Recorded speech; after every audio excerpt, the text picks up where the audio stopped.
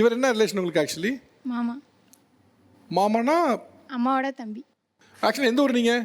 கோடப்பாக்கம், திருவள்ளூர் மாவட்டம். திருவள்ளூரா? Okay okay. எப்பயுமே இந்த மாதிரி ஸ்ட்ரிக்டாக தான் இருப்பீங்களா இல்லை அப்பப்போ பேசுவீங்களாம்மா? அப்போ அப்பப்போ பேசுவீங்களா? சரி சரி.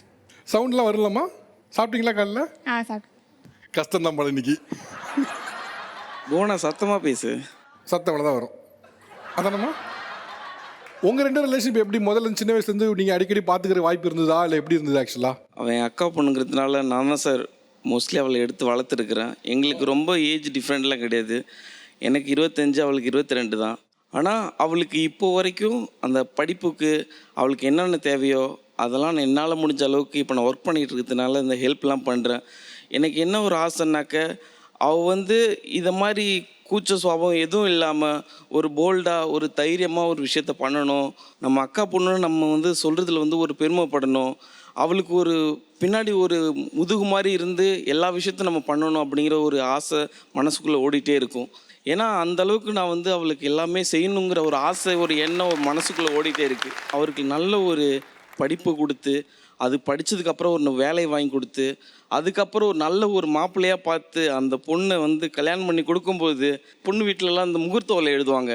அந்த முகூர்த்த ஓலை எழுதும்போது அப்பா தாய் மாமா எங்கே அப்படின்னு சொல்லும்போது வந்துட்டேங்க அப்படின்னு சொல்லிட்டு அந்த முகூர்த்த ஓலையை வாங்கி அதில் ஒரு கையெழுத்து போட்ட சந்தோஷம் இருக்குது பார்த்தீங்களா?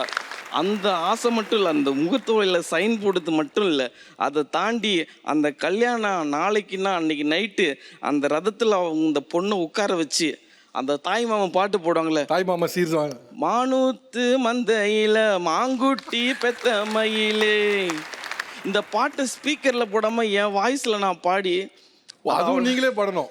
அது அவளுக்காக நான் அந்த இடத்துல இசை எல்லாம் நீங்களே நானே கொடுக்கணும்னு ஒரு அந்தளவுக்கு ஒரு அன்பு மேலே வச்சுருக்கேன். ஏன்னா அவள் இப்போ அவனுக்கு அப்பா இல்லை, அதனால் அப்பா இல்லைங்கிற அந்த ஒரு வருத்தத்தை அவள் கண்ணில் நான் அவள் கண்ணில் பார்க்கவே கூடாது.